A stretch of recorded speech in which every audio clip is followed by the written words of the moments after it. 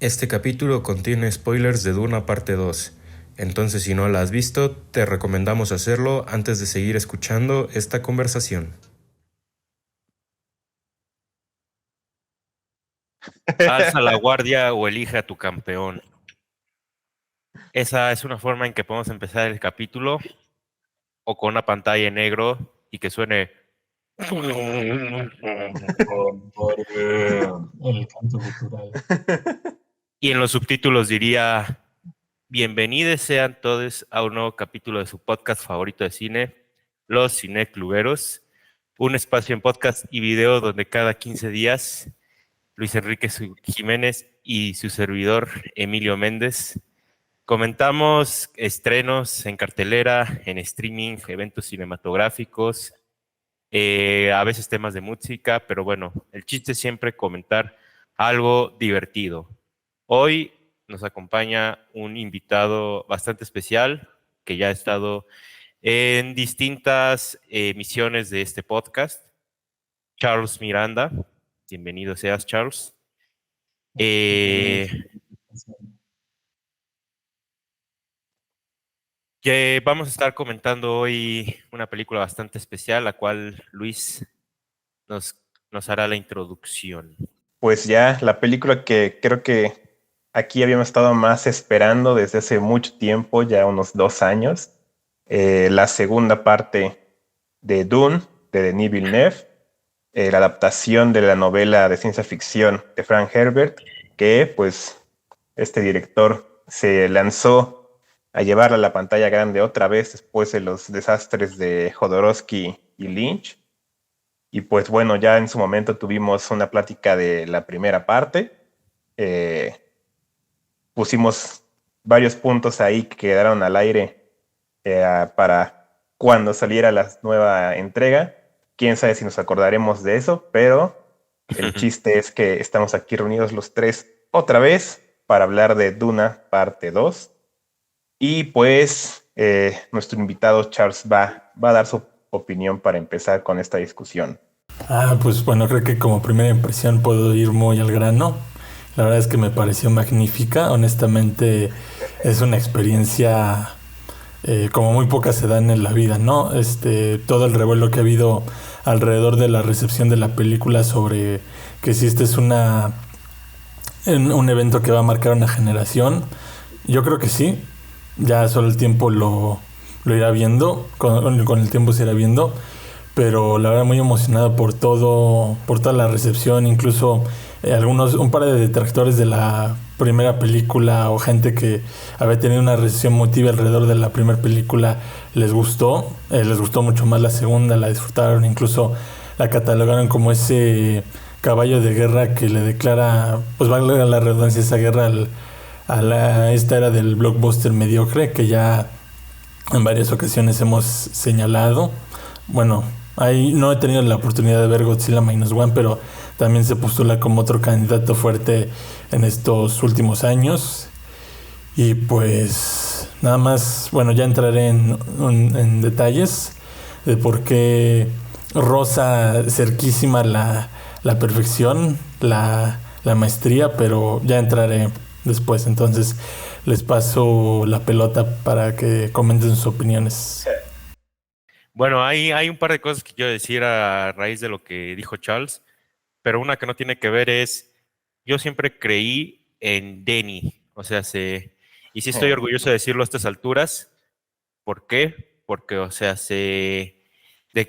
desde que escuché que muchos recomendaban que había que ver Prisoners y Enemy, yo dije, a ver, vamos a checar qué trae este director. Y luego yo puedo decir orgullosamente que yo vi Sicario y La Llegada en cines. Y eso me hizo estar 100% emocionado de Blade Runner 2049. Y bueno, ya si ahí hubiera acabado la carrera de Denis Villeneuve por alguna u otra razón, ya podríamos decir, el tipo hizo unas aportaciones imprescindibles a la ciencia ficción y al arte cinematográfico en general, ¿no? Pero bueno, en Sí. 2021 estrena Duna, parte uno, aunque bueno, formalmente solo se le conoce como Duna. Y pues como bien dijo Charles, ahora sí que aquí retomando los puntos de Charles, claramente tuvo sus detractores, Que bueno, ya desde el hecho de cómo aborda Denis Villeneuve el cine, es un cineasta muy denso, sigue, no es muy fácil de seguir muchas veces, o sea, y aparte, bueno, ahorita ha dejado un poco lo que sería el cine de arte para hacer cine comercial, entonces pues hay mucha gente que no necesariamente le tiene la estima que muchos le podríamos sí tener. ¿No? También está el hecho de que estaba adaptando un monstruo como es la novela de Frank Herbert y muchos no estaban de acuerdo cómo estaba abordando el material y como bien dice Charles, parece ser que eso lo ha revertido con esta secuela y entonces pues bueno, ya ahorita ya estamos todos festejando a Danny, pero yo sí quiero aclarar, yo siempre creí en ti, abuelita, yo siempre creí en Arriba ti. la esperanza, abuelita. Que ahora, si quieres algo, si quieres tal cual el libro de Dune, pues mejor de Dune. Miren, aquí yo tengo la edición de Editorial Pingüino que me regaló mi amigo Luis. Muchas gracias, Luis. ¿Regaló? Sí, sí, fue regalo, ¿no? No, lo estoy esperando de regreso. Junto con tus Blu-rays. Pero bueno, También. el punto es de que ya la novela es punto y aparte, claramente es imprescindible para la literatura de ciencia ficción. Es una novela también muy compleja, que tiene, ya sea por el entramado, por los temas que toca, por las escuelas de pensamiento. Obviamente yo sí creo que había que esperar que Denis Villeneuve no iba a traer todo a la película de Dune. Uh-huh. Y ya habiendo visto Duna parte 1 a la distancia, que sí quisiera tocar ese tema, aquí en México tuvo su reestreno, creo que en casi todo el mundo tuvo reestreno Sí. Duna, entonces tuvo oportunidad de volverla a ver en IMAX hace apenas unas semanas. Ya conociendo particularmente ese fragmento, ese tramo de la novela y comparándolo con la primera película, sí, yo sí dije que eso es diferente por ejemplo, como bien dijo Luis, ¿no? O sea, hace años que comentamos la película, ahora que estamos comentando la secuela, yo ya veo la película con años de distancia y ya conociendo la novela y sí digo, qué bien la adaptó Villeneuve. Yo creo que él es un cineasta que ha jugado en el terreno de la ciencia ficción tanto con una trama más original, como lo sería La Llegada, que pese a que es adaptación de un cuento corto, pues igual, o sea, difícilmente podríamos decir, sí, claro, está haciendo alusión a esta otra película, o podríamos compararla con esto. O sea, La Llegada yo sí diría es de las películas más originales que se han hecho en años recientes. Después subió la barra nada menos que con una secuela de un clásico de ciencia ficción que parecería intocable. Y yo creo que sin temor a que me juzguen, podría decir, está a la altura de la original, si no es que tal vez la superó, como lo sería Blade Runner 2049. Y ahora está adaptando una novela así de densa como es Duna, ¿no? Y o sea, yo creo que en todos estos terrenos Villeneuve se ha desempeñado de forma magnífica. Ya hablando particularmente de Duna parte 2, o sea, yo creo que es maravilloso cómo la secuela se complementa a la primera parte, porque sí creo que son filmes distintos, quisiera hablar de eso más adelante. Creo que son filmes distintos y, o sea, creo que la 2 resalta por ser una película de acción, por ya entrar más de lleno a este terreno de lo que es las profecías, la razón de por qué creemos lo que creemos, el origen de las religiones. O sea, aquí ya está más decantado sus temas y la verdad es, creo que Dune, Dune parte 2, si tuviera que describirla en pocas palabras, es una película espectacular, pero a la vez de temas complejos. Y eso es rarísimo. Charles ahorita decía que si ahorita estábamos en un evento cinematográfico de nuestra generación, yo diría definitivamente sí. Definitivamente sí. O sea, este va a ser nuestro Star Wars. Ahora sí que la dejo fácil. Este va a ser nuestro Star Wars. O sea, esta va a ser la película que los cinéfilos en el futuro van a decir, pero qué maravilla. Entonces, ojalá hubiera podido ver esto en el cine y nosotros lo estamos haciendo. Entonces somos afortunados de haber visto Duna parte 2 en cine y estar en la época de Villeneuve. Entonces cierro mi comentario diciendo, yo siempre creí en ti, Denis. Pues yo empiezo diciendo el mío, que yo sí dudé de él. Yo sí tenía mis dudas desde... Eso sí lo recuerdo de la conversación de la primera parte, o sea, yo sí mencioné que tenía dudas sobre su adaptación, tenía mis peros, todavía los tengo, pero ya habiendo visto lo que es, valga la redundancia, su visión completa de Dune, estoy bastante contento con lo que ha hecho. Creo que, creo que al final, ante todo, o sea, aunque sí tengo mis peros en cuanto a cambios que hizo, decisiones que tomó ahí muy arriesgadas, creo que esto es como se deben de hacer las adaptaciones, tomar lo que tú crees que es esencial, lo más importante, o enfocarte en un aspecto en específico de una novela tan grande como lo es Dune, y, e irte con eso, ¿no? Y creo que aquí es exactamente lo que pasó. Yo sí siento que estas sí son una película, o sea, que es una película sola. Ya espero el día en que ya podamos verlas así en corrido, porque sí, claramente es una sola historia. Obviamente cada una tiene valores, méritos como película por su parte, pero sí es una sola historia y sí vale la pena verlas así, como un conjunto. Y pues, híjole, o sea, pues, ¿qué más queda decir? O sea, todo lo que han dicho, sí es el gran evento cinematográfico del momento, o sea, va a ser una cosa para el futuro, se le va a ver que como referencia, como estandarte de algo, no sé, o sea, no sé, sí sonará un poquito exagerado, pero creo que sí estamos ante un antes y después del cine al menos comercial en Estados Unidos, porque ¿a qué tipo de cine podemos regresar a ver después de ese tipo de películas, ¿no? O sea, ¿cómo vamos a ver Deadpool 3, ¿no? Después de haber visto Dune 2, o sea, está bien, o sea, sí se puede, sí se puede, pero creo que va a ser hora de que empecemos a exigir más calidad del cine, ¿no? Bueno, de por sí ya estaba pasando y creo que con una película como Dune, ambas partes, queda claro que esta es la dirección que debemos tomar, ¿no? Una de varias que puede tomar el cine comercial y el cine en general. Entonces, híjole, o sea, pues sí dudé de mi Denny, pero mi Denny otra vez me cerró el hocico, y es bueno aceptarlo. Yo Ok. tenía mis dudas y él me cayó.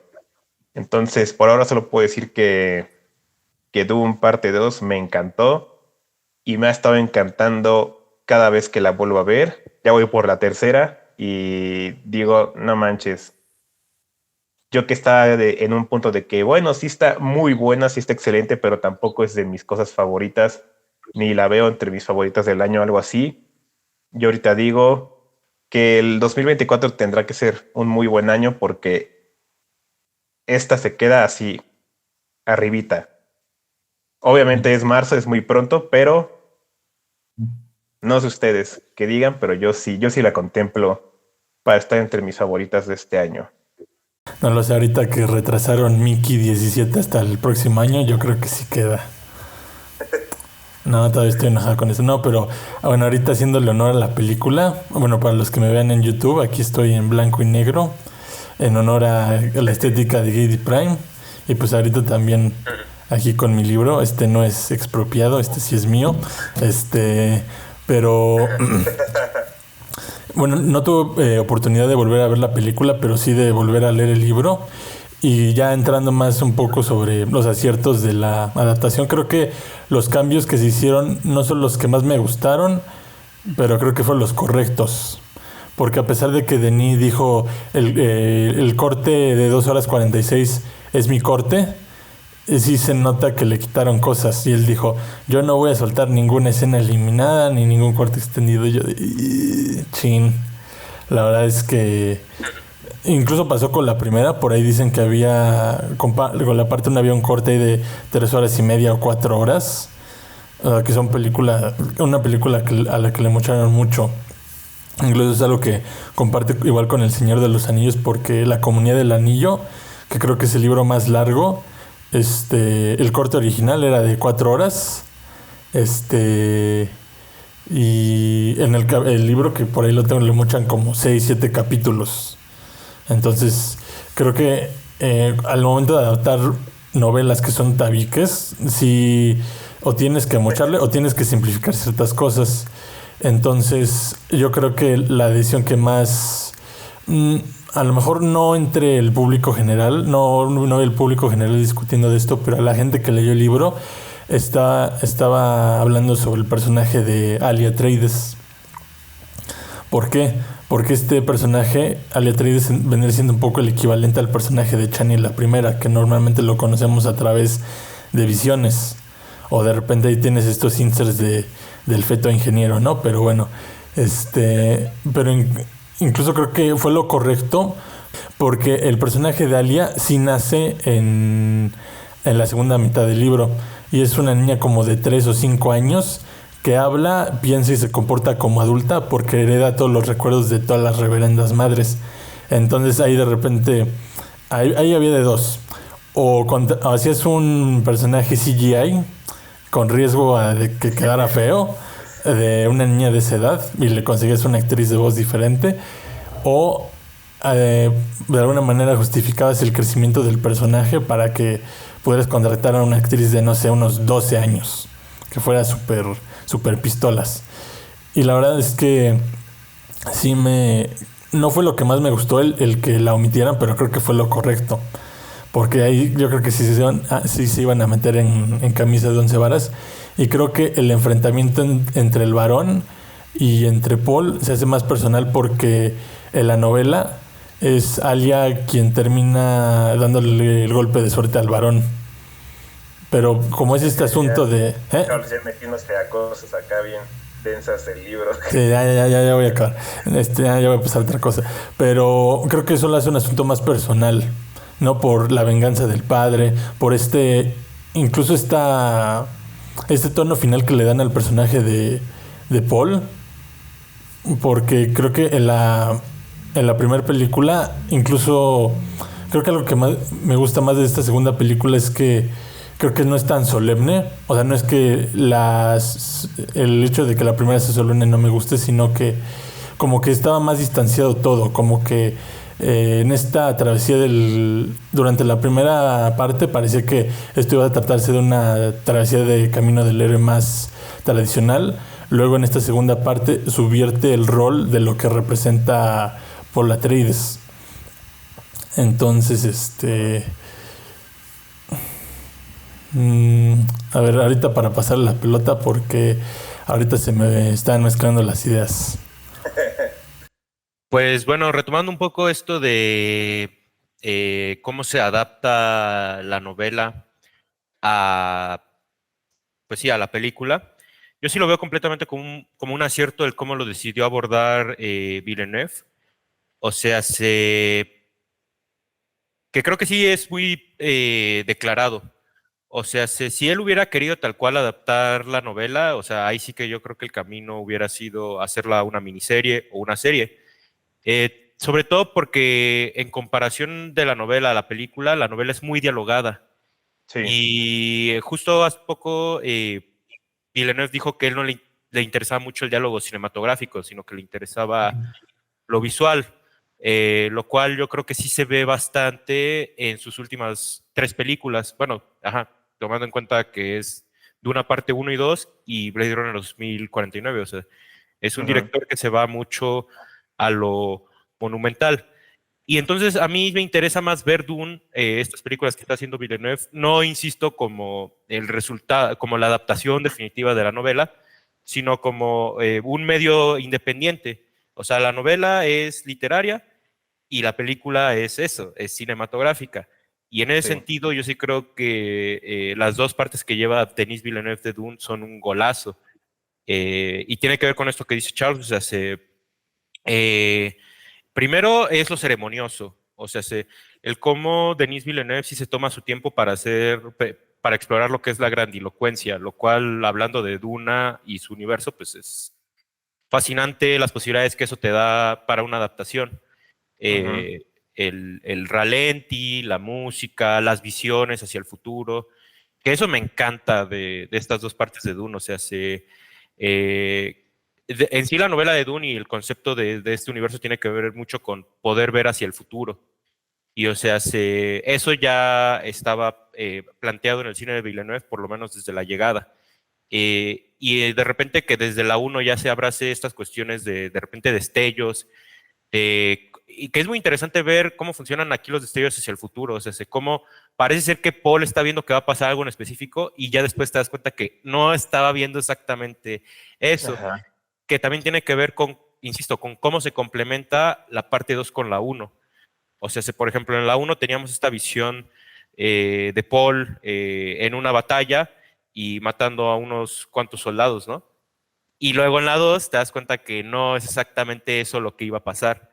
Que, insisto, ya desde la 1 también había este tipo de cuestiones, ¿no? Como Paul se imaginaba a un Fremen, que después íbamos a saber que era Yamis, se lo imaginaba a él diciéndole, te voy a enseñar el modo de los Fremen, te voy a llevar casi casi que de la mano por el desierto, y luego que, ¿cuál compañero? Es el güey que lo va a retar a muerte a cuchillos. Sí. Que eso, el otro día estaba hablando con Luis de pues, esto, ¿no? De qué tanto a lo mejor Denis Villeneuve tenía ya contemplado cómo iba a adaptar Dune y qué iba a dejar para la segunda parte y qué para la primera. Y yo sí creo que todo está muy planeado. Aquí sí yo no creo que nadie haya dejado nada al aire. Él ya sabía hasta dónde quería dejar la primera parte y lo que iba a resolver con la segunda parte. Tan solo fíjense cómo la primera parte acaba con el primer asesinato o la primera muerte que va a provocar Paul Atreides. En efecto. Y eso es un puente al tipo de personaje y al arco que va a tener Paul en esta segunda parte, ¿no? Otra cosa, observar cómo el clímax de ambas películas es un duelo con cuchillos. O sea, hay muchas cosas aquí que son muy redondas en ambas, en cómo se corresponde la parte 1 y la parte 2. Que estoy muy de acuerdo contigo, Luis. Es una sola película, o sea, como El Señor de los Anillos. O sea, El Señor de los Anillos, más que ser una trilogía, es casi casi que una película grande de 9 horas, bueno, de 9 horas y media o de 12 horas, dependiendo de la de los extensión que cortes, veas. es cierto. Ajá. Pero, o sea, sí, yo creo que en un futuro Duna se tiene que ver la parte 1 y la parte 2 pegaditas. Pero, sin embargo, o sea, sí son dos películas distintas, porque la primera es una película ceremonial a más no poder. O sea, es una película elegantísima. O sea, que eso, digo, aquí sí ya voy a dar un comentario de opinión, pero eso por eso a mí hace que me guste más la primera, que yo sé que es muy impopular, porque a muchos no les gustó la primera y dicen que la segunda es ya la buena. Pero yo me quedo con la primera porque la primera tiene cosas como que los Atreides llegan a Arrakis y cuando van a descender de la nave es una secuencia como de 3 minutos donde la puerta se va abriendo y Gurney Halleck se echa un dialogazo de que están sintiendo pasar las arenas del tiempo y es como de, o sea, esto es lirismo en un blockbuster como no existe. O sea, de verdad, y eso que, vamos, yo sí podría agarrar una película como Avengers Endgame y decir, miren, estos momentos son líricos, ¿no? Porque como bien dice en la película de la verdad de Hirokazu Koreda, el personaje de Catherine Deneuve, no importa si estás haciendo algo comercial o de entretenimiento, tienes que tener poesía en ello, ¿no? Y las películas que a mí me gustan de entretenimiento sí tienen por lo menos un mínimo grado de poesía, pero Dune no es mínimo, Dune es puro lirismo, que eso es lo que me fascina de cómo Denis Villeneuve ha adaptado Dune, o sea, no se lo está tomando exactamente como un blockbuster, y eso que como blockbuster tiene una palomita grande porque es una película espectacular, como yo ya dije al inicio, pero se lo está tomando más como si fuera la adaptación de un texto sagrado, y eso creo que ya tiene una connotación muy densa. Si uno lee, por ejemplo, la Ilíada de Homero, o sea, no es un relato, es un poema, ese libro. Y, o sea, de pronto uno ve cómo hablan en la primer Dune y es como de, esto está abordado como si fuera un texto milenario. que ciertamente lo es, porque Dune tiene, como ya dije, una carga temática y de contexto muy, muy pesada. Y la forma en cómo lo ha traducido Villeneuve, a mí me ha parecido finísimo. Finísimo, que si es la mejor forma en que se pudo haber adaptado Dune, igual y no, igual y alguien lo podría hacer mejor, se los creo. Pero al menos Villeneuve, como lo ha abrazado como cineasta y con su voz propia, a mí se me ha hecho dos grandes peliculones. Y sí, estamos apenas iniciando 2024, pero pues obviamente eso tiene que ver con que se retrasó Dune. Si se Sí. hubiera estrenado en noviembre del año pasado, obviamente la estaríamos viendo ganar Óscares en unos días, pero no, bueno, quién sabe, porque Pobrecito, hubiera chocado contra Nolan. pobrecito Pero del bueno, Barbenheimer. Si les hubiera tocado competir contra Don. No, yo creo que ya hubiera sido demasiado para la temporada de premios. Sí, un poquito, pero híjole, igual y sí entró en las decisiones en la decisión de por qué retrasarla. Creo que sí era un poquito mejor que estuviera en la siguiente temporada de premios, pero pues ya veremos qué pex con eso dentro de un año. Y, y yo por seguir en lo que está Emilio, o sea, creo que algo que me llama mucho de la atención de cómo se diferencian estas películas es que es bastante lógico. O sea, es cierto que esta primera parte es mucho más, eh, con un poco con una sensación más de sueño. Es cierto, o sea, se siente como un sueño en algunas partes, es más grandilocuente, es más, digamos, despegada del suelo, se puede decir. Y me llama mucho la atención porque sí, la parte 2 es lo contrario, o sea, es una película mucho más terrenal, es menos de... Sí, es menos de lo místico, ¿no? O sea, o sea, sí hay partes místicas, pero lo místico no es necesariamente algo bueno, entonces no se le ve como tal. No es parte de el disfrute, digamos, de la película, ¿no? O sea, es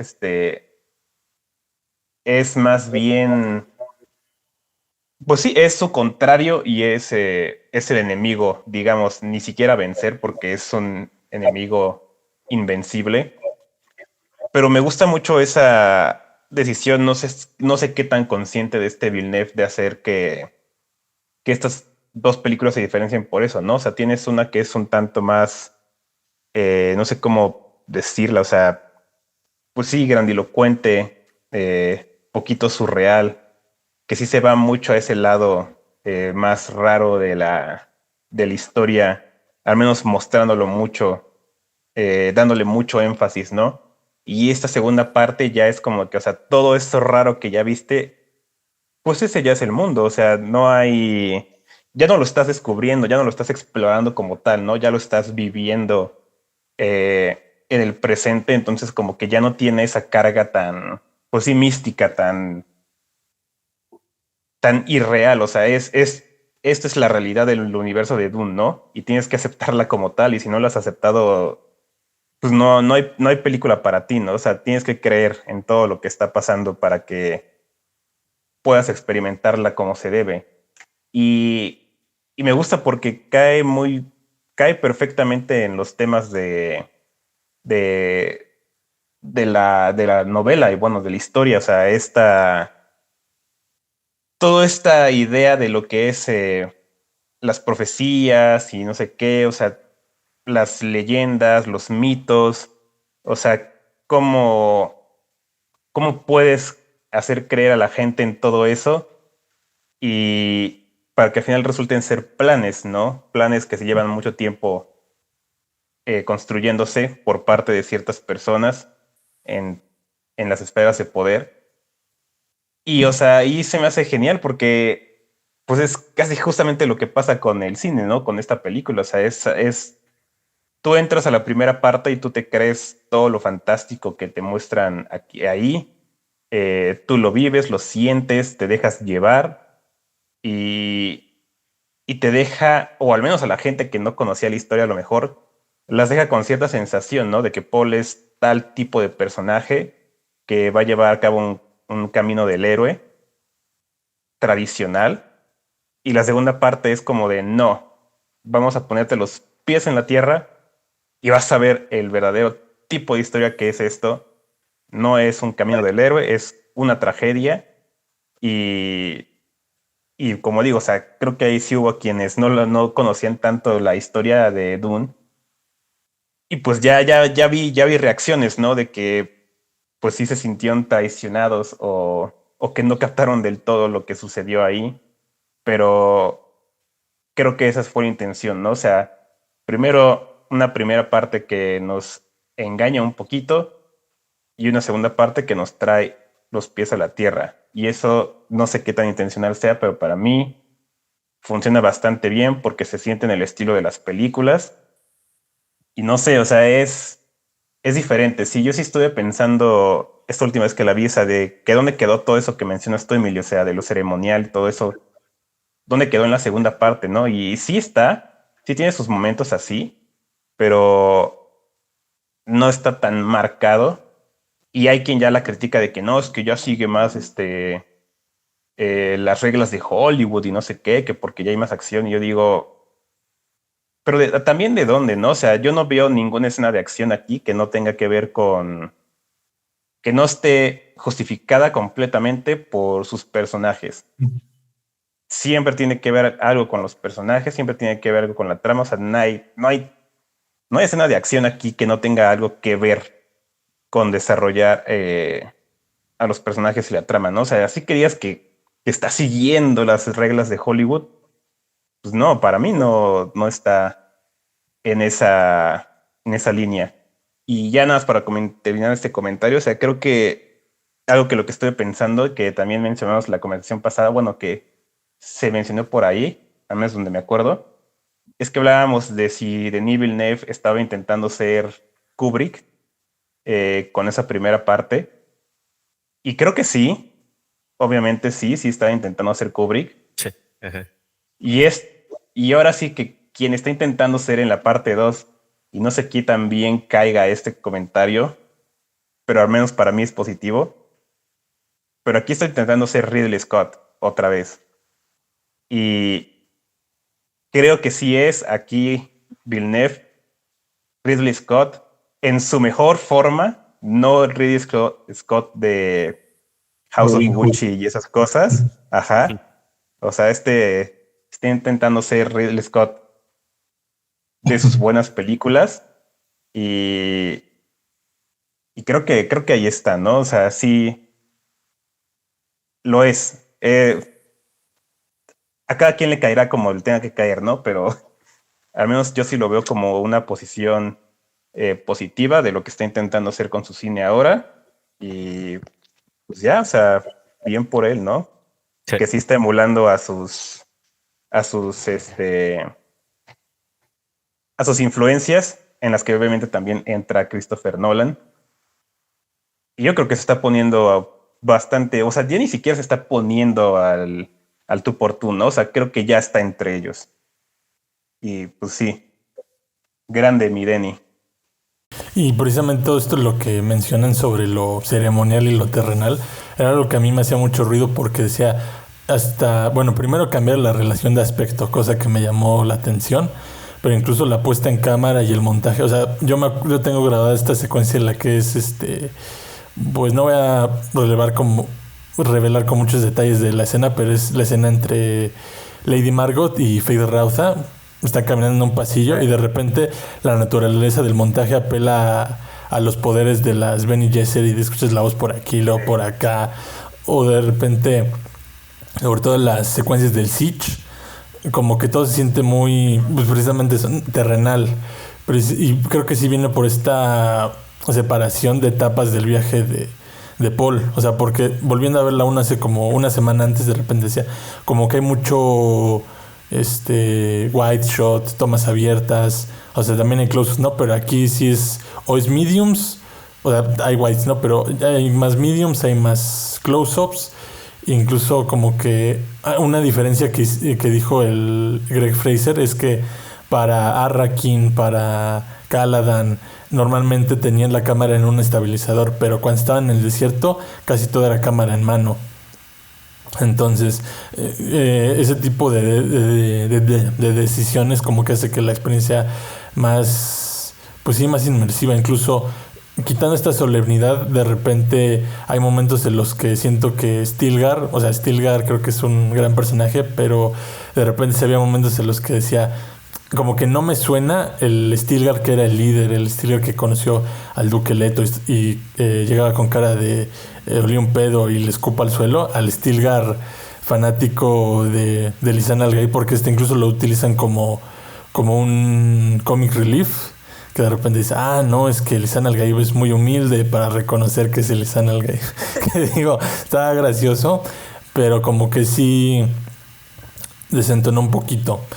Y ahorita como que hablando de detalles, o sea, no son detalles que le quiten un gran mérito, pero ahorita que Emilio estaba hablando sobre lo literario y lo cinematográfico, creo que sobre todo el tercer acto como que termina de una manera muy abrupta. Y bueno, yo me encontré a Luis saliendo de la sala y dijimos, no, pues así pasa en el libro. Pero sí de repente digo, no lo sé, como que un tramito, unos 5 minutos más hacia el final de esa última batalla. Y como que al final el resultado de lo que termina convirtiéndose Paul, pues me hubiera pegado más. Y ahorita, pues hablando precisamente de ese cambio, de esa subversión del personaje, me acuerdo que mucha gente le criticó en la primera parte que es que porque esto se trata de una historia de Salvador Blanco, ¿no? Y es como, ya lo vas a ver en la segunda, ¿no? A ver si realmente se trata de una historia de un Salvador Blanco, porque pues precisamente lo que acá Frank Herbert decía es precisamente que el mensaje central de la saga, además de hablar de ecología, poder, religión, misticismo y demás, es que las figuras, los líderes y las figuras carismáticas pues normalmente conllevan un peligro. Sí. Y creo que citando a Frank Herbert en una entrevista que vi hace poco decía que los errores que hacen los líderes son amplificados por la cantidad de personas que los siguen. Entonces, pues ya veremos con Dune Messiah, el cierre de esta trilogía, pues cuál fue el impacto de Paul ahorita pues ya ascendiendo como emperador. Y algo que está muy interesante, creo yo, es un poco esto, bueno, que están hablando de la transformación de Paul, y que sí, que insisto, había que tenerle fe a Denny. O sea, creo que era muy obvio, pero bueno, aquí hablando de mi parte, creo que era muy obvio que había que ver la segunda parte para entender bien obviamente lo que están diciendo ambas películas, ¿no? Pero sí, tiene una transformación de personaje que se marca mucho en esta segunda película. Y me llama mucho la atención algo que vi que dijo Villeneuve en una discusión, si no me equivoco, en el Icon Center, que discuten Duna 2, y que él menciona que en su momento, cuando salió el libro de Duna, sí hubo gente que pensó que era una apología a eso, era una apología a los líderes religiosos y a los, pues esto, a las guerras de fe y cosas por el estilo, y que fue como pero pues claramente no lo es, ¿no? Sin embargo, muchos lo creyeron porque el libro no te lo está declarando, así tal cual como de, miren, Paul se volvió esto en el malo. Esto es malo, sí. Paul se volvió en el malo. Ahora sí, esto y es malo. Y es por eso que yo sí creo que tal vez no esta película no necesariamente tal vez una tragedia, o al menos no se decanta como una, porque al menos yo sí creo que uno se puede emocionar un poco por este camino que va teniendo Paul y por cada una de las batallas que emprende. Y es ahí cuando se entra más el toque Villeneuve, porque Villeneuve es un director que de pronto es muy bleak, o sea, es muy agrio, o sea, las historias de Villeneuve siempre tienen una oscuridad y una luminosidad muy marcada, pero como que siempre cuando terminas las películas de Villeneuve es como de rayos, o sea, ¿quién ganó? ¿La luz o la oscuridad, no? Y creo que dependiendo de qué película agarres, siempre va a ser más uno que otro. Obviamente en Sicario gana la oscuridad, en La Llegada gana la luz, etcétera, etcétera, etcétera. Pero, o sea, es muy interesante ver cómo termina esta película. Y, o sea, que sí, o sea, también está muy declarado aquí que está dando pie a una tercera parte. Ahora sí que no voy a decir cómo, aunque Bueno, Charles ya se echó el señor de los spoilers, pero dejémoslo abierto. Si vas a ver este podcast, ya de preferencia que sea habiendo visto la película. El punto es de que, o sea, sí, dejándolo un poquito abierto, sí, está muy declarado que tiene que haber una tercera parte, que es hacia el segundo libro. Pero sí me gusta mucho, o sea, cómo, pues digamos, esta controversia que genera en los espectadores lo que en su momento fue en el libro y que todavía se prevalezca en la película, como de que haya gente que todavía le cause, que le mueva esto, pero sin embargo eso para mí vuelve una gran trilogía / serie, cuando verdaderamente cada capítulo te marca cambios irreversibles en los personajes. O sea, a mí no me sirve una segunda parte que acabe bien, o sea, porque yo sí creo que las segundas partes en una trilogía sí tienen que dar pie a un problema mucho mayor en la siguiente. Y esta película, por supuesto que cumple con eso. Y ya nomás un poco para cerrar esta ronda de comentarios, sí hablar pues, de esta cuestión de lo ceremonial y de que si esta película sí está en un terreno más comercial. Eso es muy interesante porque yo sí diría si esta película responde más a un panorama más comercial, que eso más que traición a la primera, pues obviamente tiene que ver con esto que yo defiendo, que son dos películas distintas. O sea, la uno está bajo cierto régimen, la dos está bajo otro. Y sí, por ejemplo, tiene comic reliefs, eso es muy marcado. La primera los tenía, pero aquí sí, o sea, Stilgar es comic relief a más no poder. Y también tiene esto de que es una película plagada de secuencias de acción. Sigue teniendo lo ceremonial, como tú bien dices, Luis. O sea, yo volviendo a ver esta secuencia de cuando Paul monta un gusano. Uf. No manches, o sea, los planos que utiliza Villeneuve, o sea, incluso de repente un tilt de los pies a la cabeza es como de loco. También está esta escena que está en el póster, donde se ven los 3 gusanos de arena. Eso es como de, o sea, sí, esto es cine de acción, pero como lo hubiera abordado Francis Ford Coppola con Apocalipsis ahora, o sea, es grandilocuencia, es operístico, ajá, o sea, está en una gama bien densa, o sea, la neta, Denis Villeneuve aquí está haciendo cine de acción como nadie lo había hecho. Obviamente aquí él sabe cómo hacer una película con escala, que es lo que le decía James Cameron una vez que discutieron con ellos dos, ¿no? O sea, tú, Denis Villeneuve, estás haciendo un cine épico como ya no se hace hoy en día, porque, y esto lo dice James Cameron, ahora sí que yo no quiero atacar a Marvel. Si tú ves una película de superhéroes, no tienen el rigor que tiene Duna. Y yo lo que decía en el primer episodio, lo sostuve y luego me dio la razón James Cameron, es que de pronto ver Duna parece más que estás viendo una película de David Lean. Y sí, hace poquito también Denis Villeneuve estaba hablando de sus influencias. Para Squire, busquen el video de Squire, a mí se me hizo muy interesante. De entre las películas que menciona es Persona de Ingmar Bergman, eso está interesante. Pero la que más me interesa es Lawrence de Arabia, menciona a Lawrence de Arabia y sí, o sea, cuando tú ves una película de David Lean en el cine, tiene esa misma sensación que tienen esas dos películas de Duna, es como el desierto, o sea, escenarios reales, los extras, o sea, es como de, o sea, esto es grandilocuencia. Denis Villeneuve lo sabe hacer, entonces sí es cierto, no es la misma ceremonialidad, no es lo mismo, no es lo ceremonioso que tenía la parte 1, insisto, de la puerta de la nave que se abre en 3 minutos, sino aquí es el cómo entra de repente un ejército en pantalla. Es ahí cuando dices, bro, esto es magistral, esto es cine épico a más no poder. Y es que, sí hay que decirlo, aunque Denis Villeneuve no sea necesariamente un cineasta de cine de acción, tampoco es nuevo. Véase Sicario. Sicario es una masterclass en cómo generar suspenso y secuencias de acción elegantes. O sea, en Sicario de repente, que esto creo que lo mencionaba yo en John Wick, no me acuerdo en qué capítulo, pero en Sicario el suspenso empieza desde el segundo cero y cuando llegas a la secuencia de la frontera, que es como a los 40 minutos creo, no es como que solo sea suspenso de esa pura secuencia, es suspenso que se lleva arrastrando de distintas secuencias y tú cuando llegas a la secuencia de la frontera es lo más asfixiante que existe en la vida. Sí.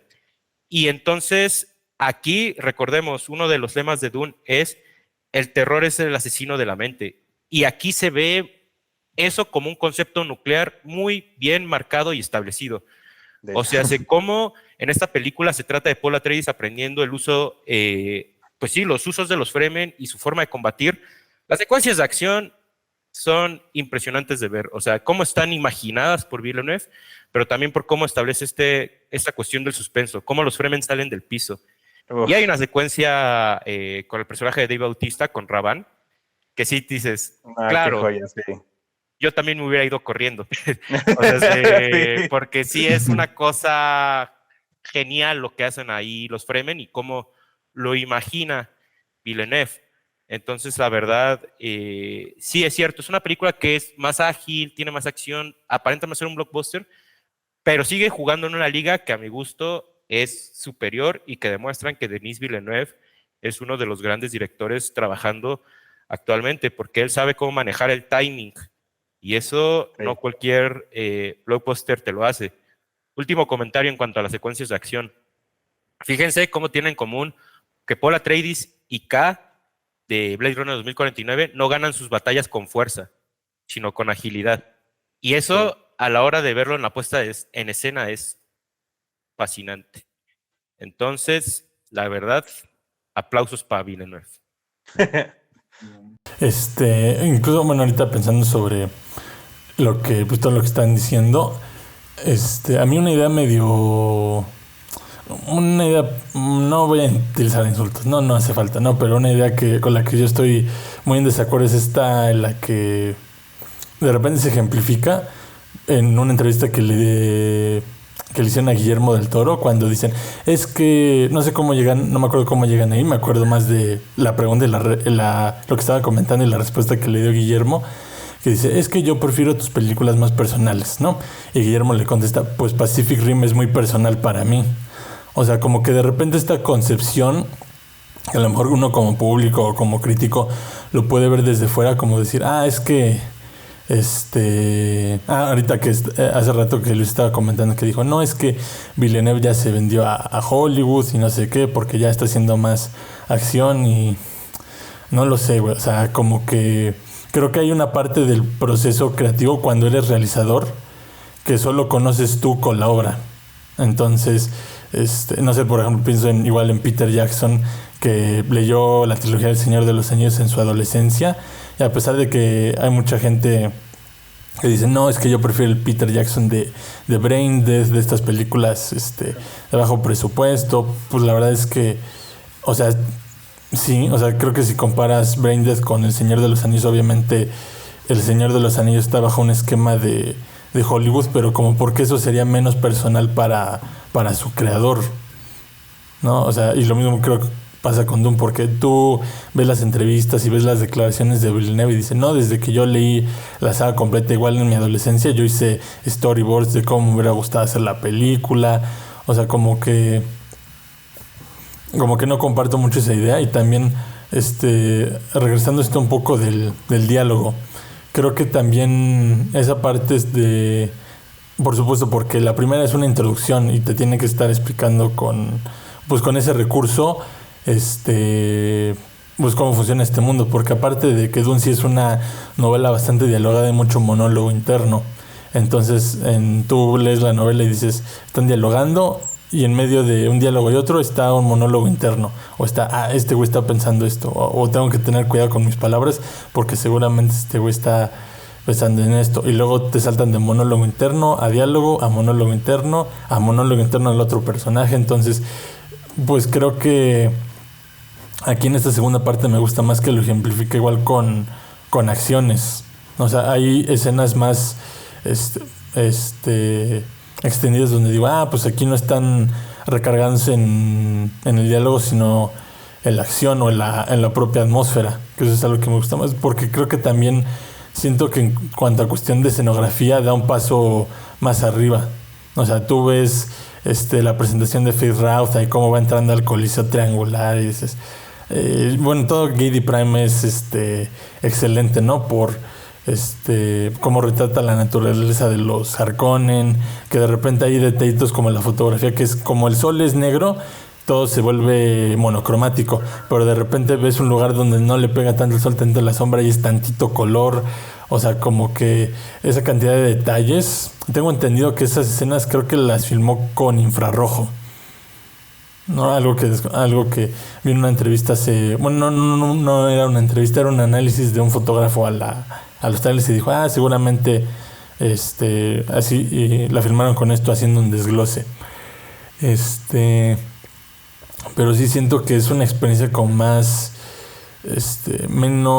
un poco más cinematográfica, como que lirismo lo noto menos, ¿no? O sea, incluso creo que hay una mejor mezcla con la música y con ciertas, porque digo, incluso creo que me gusta más la puesta en cámara. Siento que la primera, a lo mejor por ese estilo ceremonial, como que siento que se va un poquito más a la segura, ¿no? Pero, o sea, no es mala, pero siento que se va un poquito más a la segura. Pero uno ve escenas como la llegada de Paul al sur con estas tribus fundamentalistas y ves estos planos cenitales donde va cruzando en medio de la multitud, ¿no? Que luego hay gente que lo comparaba con la foto del cabecita de algodón hablando de Mesías y multitudes. No, pero bueno, la verdad es que sí hay escenas que te lo dicen todo con tan poco. Y eso es algo que ha terminado en una experiencia muy, muy grata. Yo espero volver a verla hoy o de aquí al fin de semana. Igual otras 3 veces, ¿no? Pero bueno.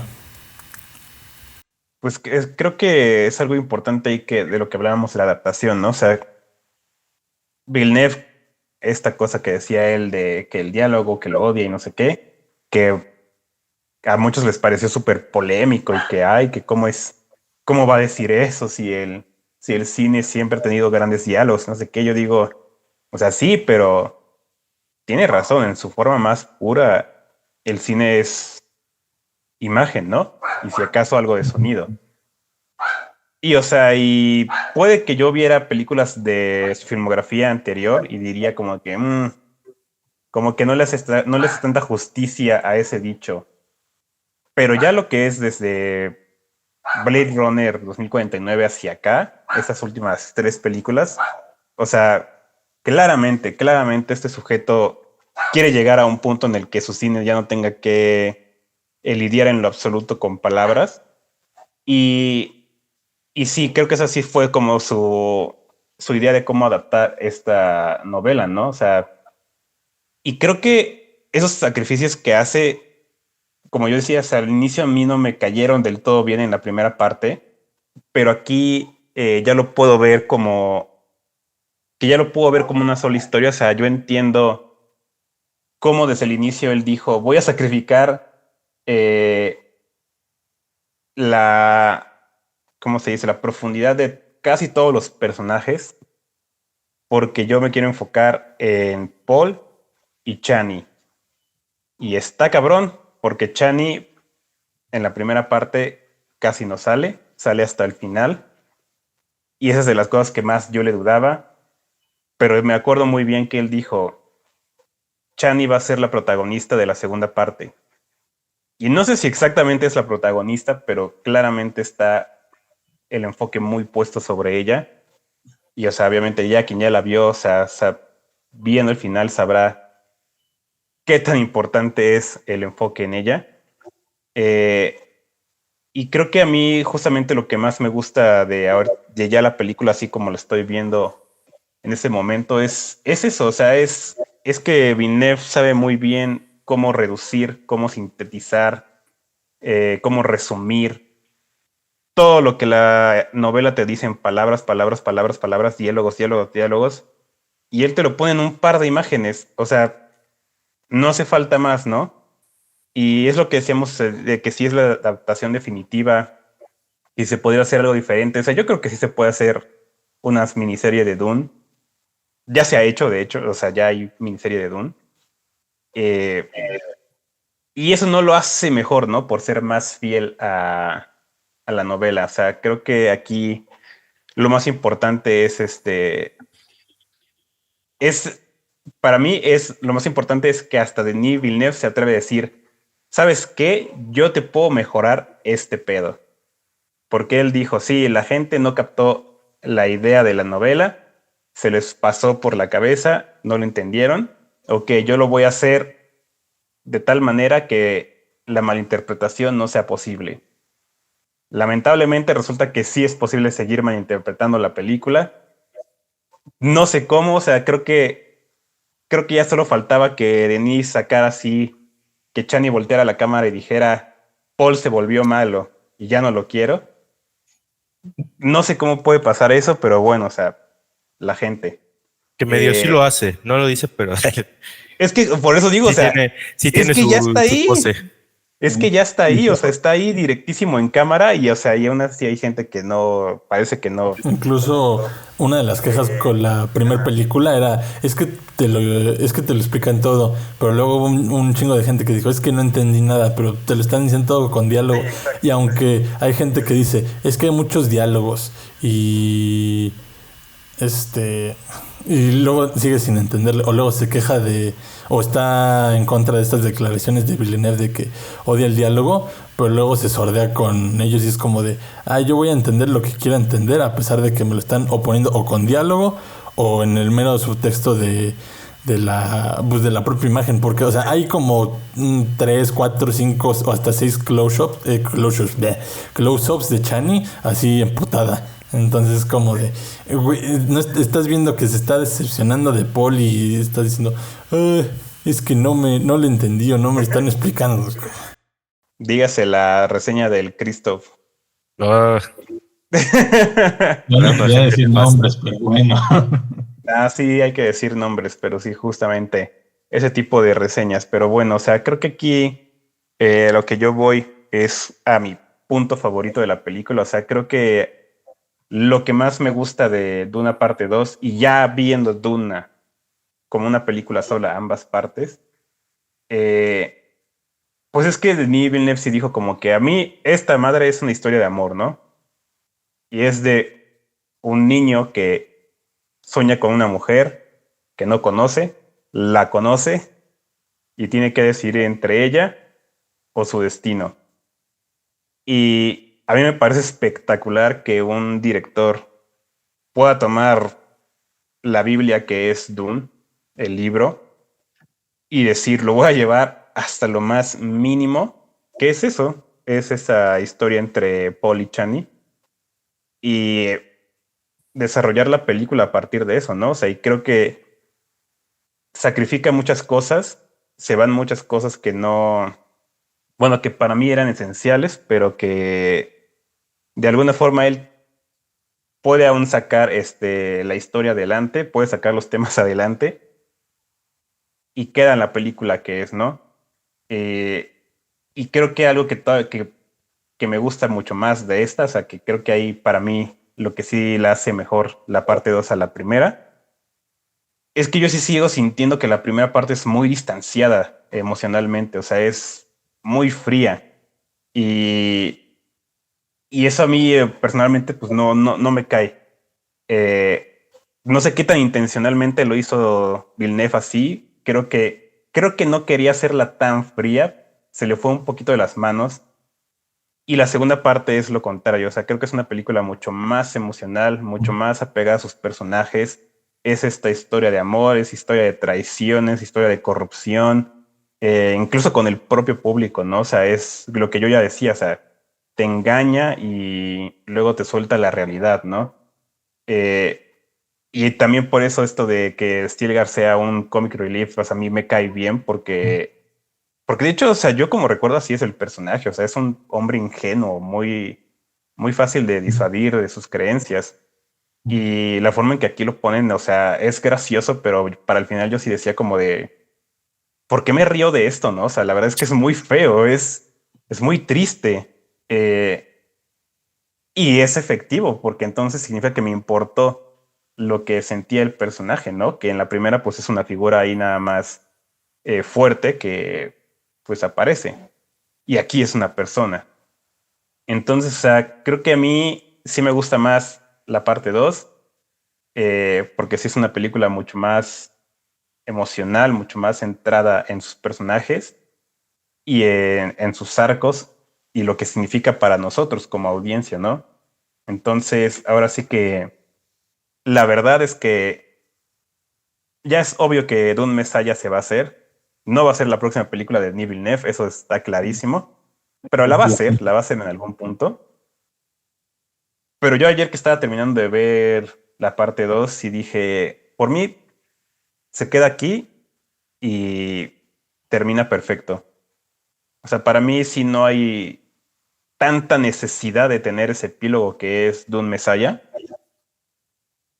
Podría acabar perfecto. Claro que quiero que siga con todo lo que ya propuso para Dune Messiah, porque eso sí, me parece genial que desde la primera parte ya metió ahí elementos que nada que ver con las primeras novelas, que son cosas que ya aparecen muchísimo después, pero que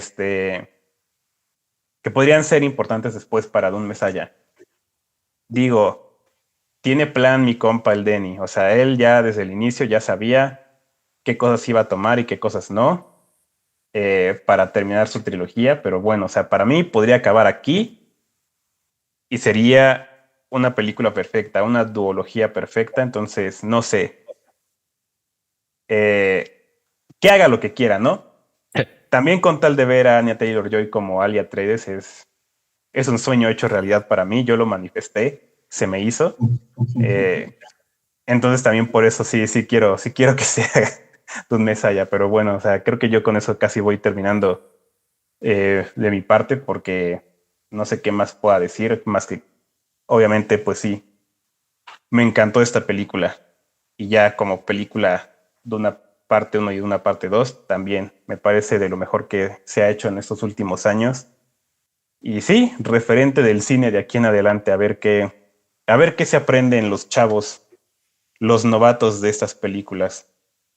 Los niños, pues ya para ir terminando, o sea, creo que sobre todo ya para regresando a este tema del corte final de las 2 horas 46, o sea, yo siento que Villeneuve, a pesar de que sí está un poco en un corral, o sea, sigue siendo él, o sea, sigue teniendo su sello autoral, cosa que ya muy pocos directores pueden tener cuando se trata de producciones de este tamaño. O sea, véase Chris Nolan, bueno, a lo mejor no es el mejor ejemplo, pero Zack Snyder ahí tiene su sello. Pero también por eso digo, yo lo hubiera redondeado a las 3 horas. O le hubiera agregado 20 minutos más, porque yo sí le hubiera tenido fe, porque, bueno, no es como que el éxito de una película significa el éxito de otra, pero Oppenheimer, con todas sus 3 horas y su pesadez argumental, cómo le fue de recaudación. Que dicho sea de paso, en el fin de semana, en su primer fin de semana, de un recaudo casi 200 millones, o sea, casi prácticamente su presupuesto inicial, entonces son buenas noticias. Yo creo que Warner Bros. Se alegrará mucho porque anda ahorita valiendo madre. Entonces, vamos a ver cómo le va. Que eso es algo que, hablando ahorita de Dune Messiah, Legendary, que también estuvo en la producción, se deslindó de Warner Bros. Entonces vamos a ver si regresa para la tercera o se alía con otra productora, porque pues vamos a ver ahí cómo está. La verdad, yo concuerdo en que si se quedara aquí estoy satisfecho.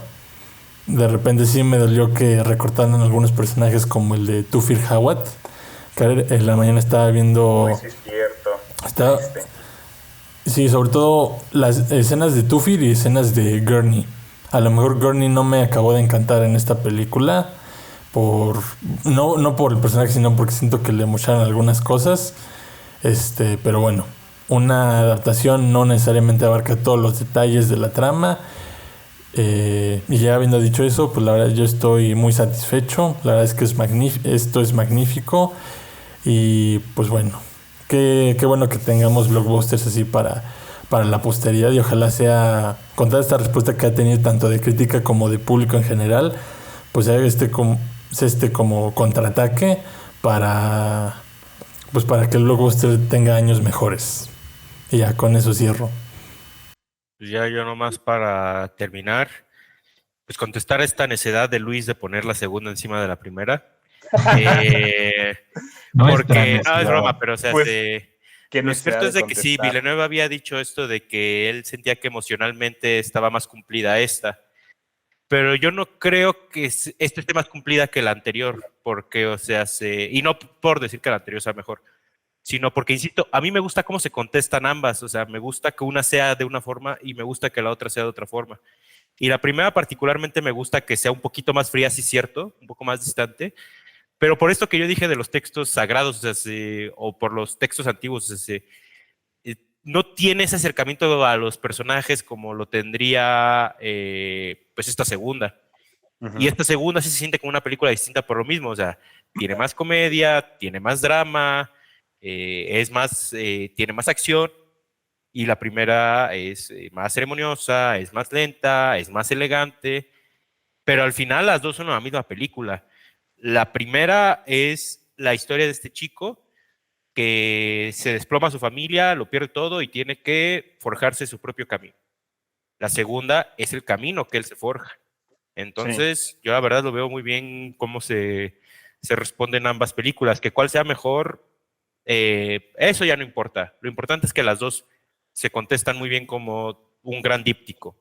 Que sí, o sea, obviamente todos quisiéramos ver Dune Messiah, pero sí, es verdad esto que ya dijeron. O sea, si ya llegamos hasta aquí, la verdad, qué final tan interesante.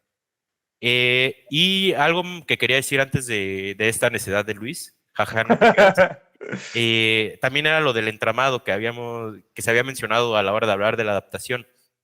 Eso es de las cosas que yo creo que hizo muy bien Villeneuve al adaptar Dune. Que reitero, no te está adaptando tal cual todo lo que dice la novela, pero yo creo que por lo menos en un esquema general sí te la está sintetizando bastante bien. Y para eso sí valdría la pena, similar al cine de Villeneuve, a sus películas anteriores, verla por segunda o tercera vez y ver qué está pasando. Porque el cine de Villeneuve casi siempre es de conspiraciones o misterios. Y entonces la primera vez que tú ves sus películas es como muy abrumador, es como de, ay, sí entiendo qué pasó, pero como que no te lo podría escribir a detalle. Y ya cuando ves por segunda vez es como de, ah, claro, mira, este está haciendo esto, este está haciendo esto, está pasando esto. Y eso ya me pasó con la primera, ahorita que la volví a ver, o sea, es como de, y que insisto, ya también con la novela presente, es como de, clarísimo, o sea, no te están explorando toda la conspiración de que los Atreides sospechan que hay un traidor entre ellos, y no te muestran todo lo que está diciendo Yue tras bastidores, pero cómo lo sintetiza Villeneuve, a mí me pareció, la verdad, bastante bueno. Y entonces, la verdad, o sea, sí lo está simplificando la historia de Dune, pero yo creo que lo está haciendo bastante bien. Y esta segunda tiene también bastante cuestión de conspiraciones, planes secretos, gente actuando en lo escondido y así. Pero, o sea, yo creo que la verdad, ya también habiendo visto la anterior y ya teniendo presente todo lo que pasa, es como de, creo que lo materializa muy bien. Yo había escuchado críticas que decían que el clímax no era muy satisfactorio, que porque había un buen de personajes y no sé qué, pero yo no veo eso. Yo sí creo que es una película bastante bien resuelta y pues consistente. Entonces, la verdad, yo quedo muy feliz con este díptico que es Dune. Y pues vamos, a mí sí se me hace una película que, bueno, yo creo que sí hay que poner un disclaimer al inicio de que esto tiene spoilers, pero si por alguna razón llegaste hasta acá sin haberla visto, igual vale la pena. La tienes que ver en cine y de verdad, si te la pierdes, te estás perdiendo un clásico de la ciencia ficción del cine. Una gran experiencia sensorial y espiritual. La neta. La neta, sí. De hecho, pues yo fui con mi Biblia a la misa y pues la verdad fue mucho mejor así. Lean las Sagradas Escrituras y no soy muy partidario de decir denle dinero a las empresas multimillonarias, pero aquí sí vale. Vayan a ver Dune 3, 4, 5 veces. Como yo planeo hacerlo, que sí, es algo que sí yo planeo hacer para verla en diferentes formatos, que para mi sorpresa, o sea, en la Cineteca Nacional ha sido mi mejor experiencia. Tremendo sonido, sí, tremenda imagen, o sea, qué belleza verla en la sala 1, creo que fue. Wow. Muy, muy, muy bonito. Y creo que nada más para terminar también mi comentario, ahora sí, ¿qué que no mencionamos nada de los actores que salen en esta película, pero yo sí quisiera decir que aquí se nota quiénes van a ser el futuro de Hollywood. O sea, Timothée Chalamet, Florence Pugh, Austin Butler. Aquí se están creando estrellas de cine como se solían hacer, ¿no? Y ya hacía falta que... obviamente Zendaya, no sé cómo se me olvidó. Pero ya hace falta actores que traigan público por el mero nombre, por saber qué están haciendo, por ver qué es lo que siguen sus carreras. Y claramente, buena parte del público de Dune viene de ahí, ¿no? Y yo digo, qué chido que llegues a ver una película porque sale tu novio ficticio, porque sale tu crush, y sales con la experiencia religiosa. Y sales con la experiencia religiosa en el cine más grande de tu vida. Entonces es la mejor forma de llegarle al público. Y pues sí, grande Denis Villeneuve por habernos hecho este regalo de película. Y bien por él, también otra cosa que quería mencionar, porque sí, creo que lo había dicho Charles, o sea, que él tenía años ya pensando en Dune desde su infancia. A mí me gusta mucho una anécdota de que él estaba filmando incendios en el desierto y dijo, aquí estaría buenísimo filmar Dune. Lo hizo, lo manifestó y ahí mismo fue donde la fue a filmar. Y yo digo, también en su cine, vean Arrival ahorita y díganme si no tiene nada que ver con Dune, porque tiene un chingo que ver con Dune. Y no sé si ya lo había pensado, si ya estaba haciendo tratos o qué, pero o sea, mucho que ver temáticamente.